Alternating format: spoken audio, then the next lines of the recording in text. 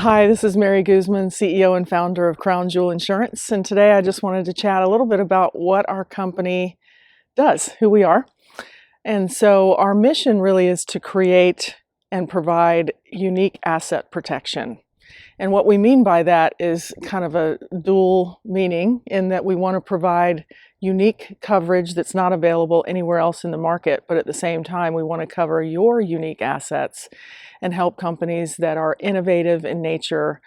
live out their dreams and make their goals come true. So Crown Jewel Insurance actually has 4 products that we're pushing, and the first one is called Crown Jewel Protector, and that's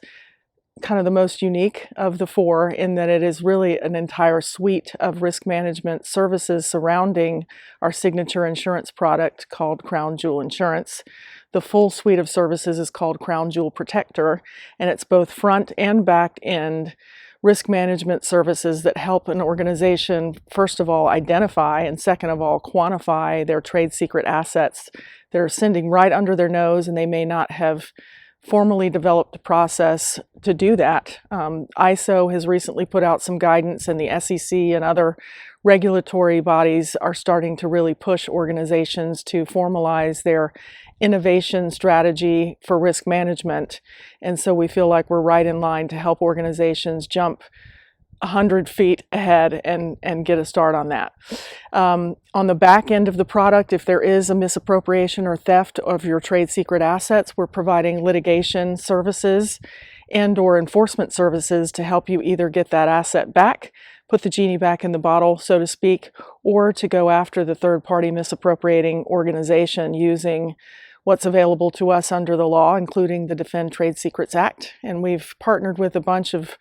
amazing firms to do all of these services with and for us, and we are the sole access to the Lloyd's market on a proprietary policy wording that we wrote, a first of its kind that covers the first party value of trade secrets. The second and third and fourth products are all what I call Lloyd's cover holder products, where we actually have underwriting authority to place those and write those on behalf of Lloyd's of London. That product suite consists of something called VendorGuard, which is a policy wording that is intended to cover critical vendors of an enterprise organization to bridge the gap between what the enterprise wants in the way of indemnity, insurance, and limitation of liability provisions coming back from their critical vendors and what a vendor can normally provide, because of course they want to protect themselves from losing their entire policy limit from one systemic event. But at the end of the day, if you're a vendor that provides critical cloud services for uptime or has access to millions of customer records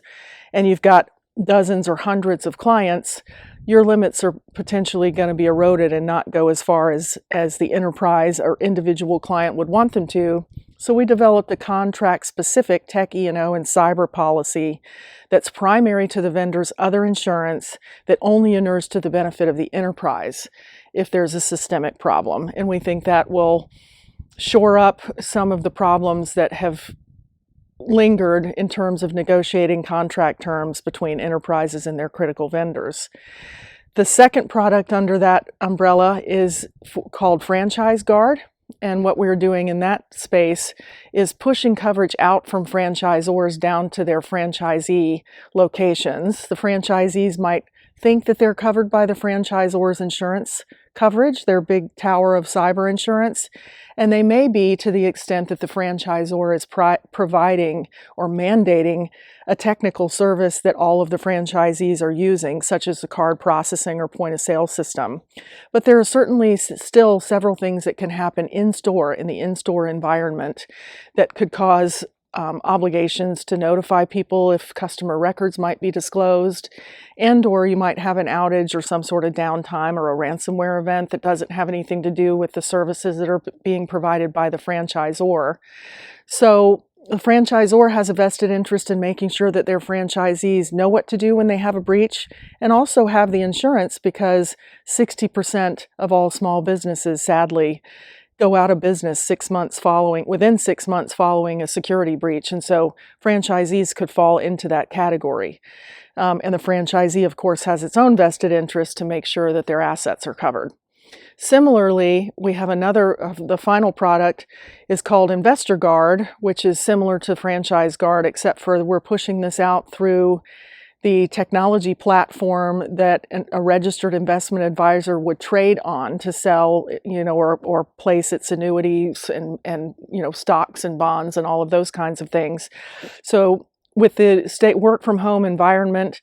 the exposure is up 300%. According to the FBI and according to IBM, the average loss for stay-at-home businesses has gone up $127,000 since the pandemic started. So this is a very real exposure for people who are sitting behind a desk and may not have, the ability to stave off a major cyber breach that's coming to them either through their advisory services firm or just externally directly to the end user. And so this is a cyber product that's intended to pick up that exposure where their E&O, traditional E&O insurance would not have any cyber coverage built in. And we're providing pre- and post-loss services included with all of these products. We've got a lot of information, many white papers, webinars, a podcast, all kinds of stuff that you can find on our website or on our social media posts. Our website is www.crownjewelininsurance.com, and we look forward to hearing from you. Thanks.